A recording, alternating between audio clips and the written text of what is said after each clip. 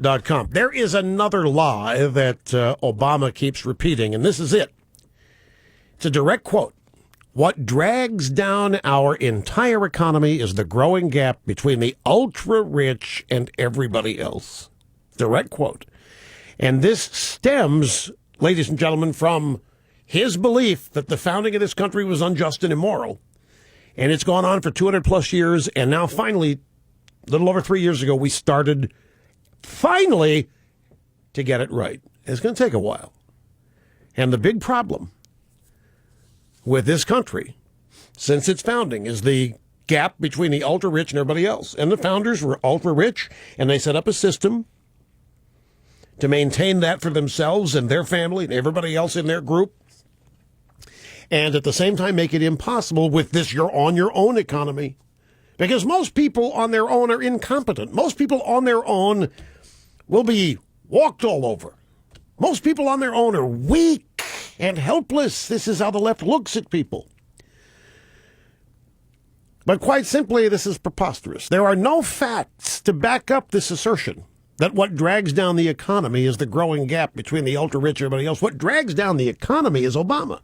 What drags down the economy is the government looting the private sector, transferring wealth from people who produce it to themselves in government, and then giving it to people that they ultimately want to vote for them. When you loot the private sector, when you make it smaller, you are by definition reducing the size of our economy and its potential to grow. In fact, you might say that the opposite is true. If anything, you need very rich people to drive the economy, which some of our news media have even admitted in previous random acts of journalism. And the most recent example I could give you is the Christmas season, when they lamented and they were rubbing their hands together that the luxury segment was suffering. Remember that? The rich just were not going to Neiman Marcus or Saks or wherever they go. Luxury sales were down, and this was bad for all of the sensible reasons. It was going to hurt future employment. It was going to hurt overall economic growth. So they do engage in random acts of journalism now and then. There's no capitalism without capital, and there's no capital without the rich.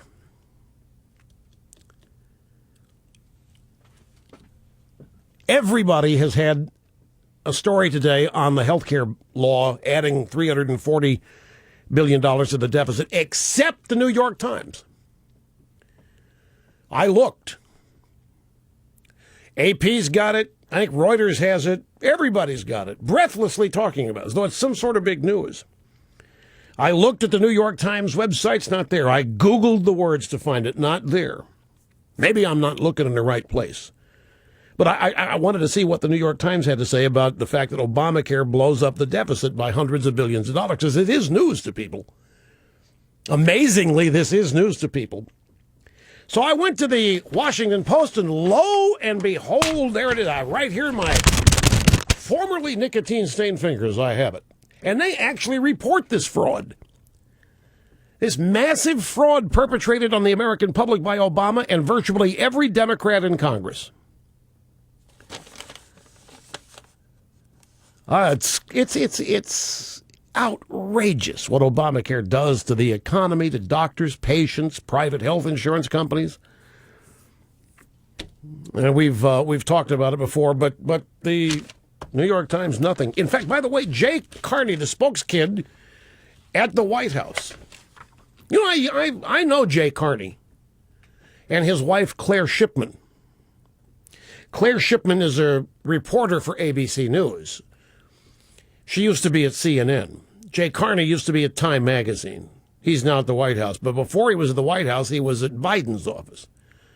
I think he might have been the spokeskid for Biden or something else in Biden's office. But then he moved up the chain when what was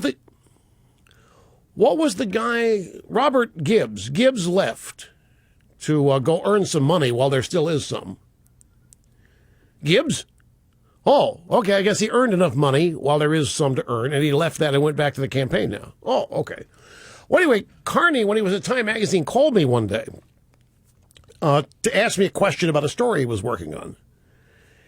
And I wasn't in, but they left a message for me to call back. So I did. I called back, and he picked up the phone and said, "You return your own calls?" And I said, "Yeah." Wow. He was really impressed that I didn't have a secretary to place my calls for me.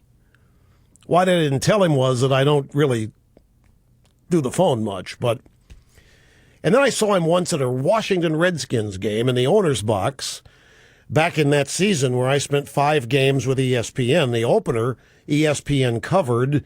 We did the ESPN pregame show, and Dan Snyder invited the ESPN crew to his suite to watch the game, and Claire Shipman and Jay Carney were there. I said hi. Very, very nice people. Good of him.